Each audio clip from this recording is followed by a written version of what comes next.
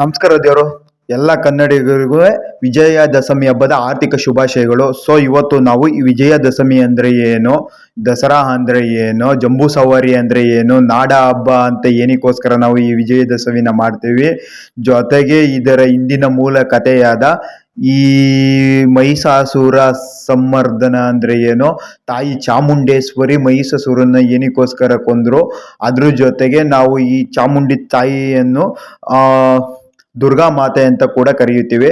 So ಅದನ್ನ ನೋಡ್ತಾ ಹೋಗೋಣ ಬನ್ನಿ. ಅದರ ಮೂಲ ಹಿನ್ನೆಲೆ ದಾಖಲೆಗಳು ಏನು, ಯಾವಾಗಿಂದ ನಾವು ಈ ಹಬ್ಬನ ಆಚರಿಸ್ಕೊ ಬಂದಿದ್ದೀವಿ ಅನ್ನೋದನ್ನ ನೋಡ್ತಾ ಹೋಗೋಣ. ಸೊ ಇದು ಯಾವುದೇ ಜಾತಿ ಇಲ್ಲದೆ ಪ್ರವರ್ಗ ಇಲ್ಲದೆ ಮಾಡುವಂತ ಹಬ್ಬ ಆಗಿರುತ್ತದೆ.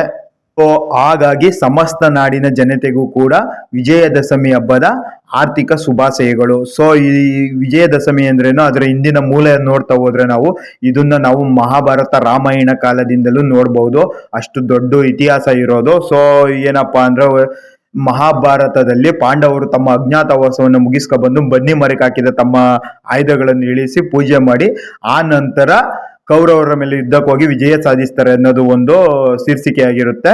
ಸೊ ಅದ್ರ ಜೊತೆಗೆ ಇವತ್ತು ನಮ್ಮ ಸಾಮಗ್ರಿಗಳು ಏನಿರುತ್ತೆ, ಕಬ್ಬಿಣದ ಮತ್ತೆ ಬೈಕ್ ವಾಹನ, ಇವಕ್ಕೆಲ್ಲ ಇವತ್ತಿನ ದಿನ ಒಳ್ಳೆ ದಿನ ಅಂತ ಪೂಜೆ ಮಾಡ್ತೀವಿ. ನಮಸ್ಕಾರ ದೇವರು, ಸಮಸ್ತ ಕನ್ನಡಿಗರಿಗೂ ವಿಜಯದಶಮಿ ಹಬ್ಬದ ಆರ್ಥಿಕ ಶುಭಾಶಯಗಳು. ಸೊ ನಾನು ನಿಮ್ಮ ಮಂಡ್ಯ ಹುಡುಗ ಶಿವಕುಮಾರ್. ಇವತ್ತು ಟಾಪಿಕ್ ಏನಪ್ಪಾ ಅಂದ್ರೆ ನಾಡ ಹಬ್ಬ ಅಂತ ಕರೆಯುವಂತಹ ಈ ವಿಜಯದಶಮಿಯನ್ನ ಯಾನಿಗೋಸ್ಕರ ಆಚರಿಸ್ತಾರೆ, ಯಾವಾಗಿಂದ ಈ ಪದ್ಧತಿ ಬಂದು ಅಂತ ನೋಡ್ತಾ ಹೋದ್ರೆ ಇದು ಸುಮಾರು 420 ವರ್ಷಗಳ ಇತಿಹಾಸ ಇರುವಂಥದ್ದು. ಸೊ ನಮ್ಗೆಲ್ಲ ಗೊತ್ತಿರುವಂಗೆ ಏನಪ್ಪಾ ಅಂದ್ರೆ ಕೆಟ್ಟದ್ರ ವಿರುದ್ಧ ಒಳ್ಳೇದು ವಿಜಯ ಸಾಧಿಸಿದಂಥ ದಿನವನ್ನು ವಿಜಯದಶಮಿ ಅಂತ ಕರೀತಾರೆ. ಇದು ಸತತ 10 ದಿನಗಳ ಕಾಲ ನಡೀತದೆ. 10ನೇ ದಿನ ಏನಿದೆ ಅವತ್ತಿನ ದಿನ ವಿಜಯ ಸಾಧಿಸಿದಂಥ ದಿನ. ಏನಕ್ಕಪ್ಪ ಅಂದ್ರೆ ನಮಗೆ ಗೊತ್ತಿರೋ ಪ್ರಕಾರ ಸೊ ಪೌರಾಣಿಕವಾಗಿ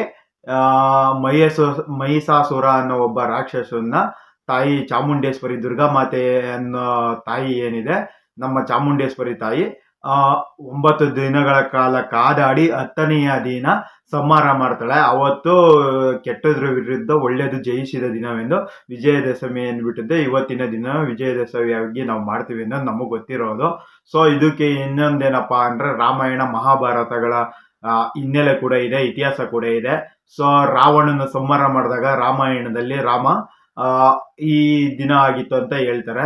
ಸೊ ಮತ್ತೆ ಇನ್ನು ಮಹಾಭಾರತಕ್ಕೂ ಬಂದ್ರೆ ಮತ್ತೆ ಏನು ಅಜ್ಞಾತವಾಸ ಇರುತ್ತೆ ಅದನ್ನ ಪಾಂಡವರು ಮುಗಿಸ್ಕೊಂಡು ಬಂದ ಮೇಲೆ ಮತ್ತೆ ಈ ಬನ್ನಿ ಮರಕ್ಕೆ ಏನು ತಮ್ಮ ಆಯುಧಗಳನ್ನು ಕಟ್ಟಿರ್ತಾರೆ ಅದನ್ನ ಇಳಿಸಿ ಮತ್ತೆ ರಾಜ್ಯ ಕೇಳಿದಾಗ ಕೊಟ್ಟಿಲ್ಲ ಅಂದಾಗ ಅದಕ್ಕೆ ಪೂಜೆ ಮಾಡಿ ಮತ್ತೆ ಯುದ್ಧಕ್ಕೆ ಹೋದಾಗ ರಾಮ ಇದರಲ್ಲಿ ಮಹಾಭಾರತದಲ್ಲಿ ಇವತ್ತಿನ ದಿನನ ಅದಕ್ಕೂ ಕೂಡ ಕಂಪೇರ್ ಮಾಡಿ ಹೇಳ್ತಾರೆ. ಯಾಕೆಂದ್ರೆ ಅಲ್ಲಿಗೆ ಬನ್ನಿ ಮರದಿಂದ ಇಳಿಸಿ ವಿಜಯಕ್ಕೆ ಹೋಗೋ ಮೊದಲೇ ಆಯುಧಗಳ ಪೂಜೆ ಮಾಡಿ ದೆನ್ ಹೋಗಿ ಯುದ್ಧ ಮಾಡಿ ಗೆಲ್ತಾರೆ, ವಿಜಯಿಸ್ತಾರೆ ಅನ್ನೋದು ಇದರ ಒಂದು ಮೂಲ ಸಾರಾಂಶ. ಅದರ ಹಿನ್ನೆಲೆಗೂ ಕೂಡ ಸೇರ್ಕೊಳ್ಳುತ್ತೆ. ಸೊ ಇವತ್ತಿನ ಕತೆ ಏನಪ್ಪಾ ಅಂದ್ರೆ ಕೆಟ್ಟದ್ರ ವಿರುದ್ಧ ಒಳ್ಳೇದು ಹೋರಾಡಿ ಜಯಿಸಿದ ದಿನವಾಗಿದೆ. ಸೊ ಹಂಗಾಗಿ ನಾವು ಇವತ್ತು ವಿಜಯದಶಮಿ ಅಂತ ಮಾಡ್ತೀವಿ. ಮತ್ತೆ ಜಂಬೂ ಸವಾರಿ ವಿಶೇಷತೆ ಏನಪ್ಪಾ ಅಂದ್ರೆ ದೆನ್ ಅವಾಗೆಲ್ಲ ರಾಜರುಗಳೆಲ್ಲ ಇದ್ರ ಮೇಲೆ ಹೋಗ್ತಿದ್ರು, ಆನೆ ಮೇಲೆ.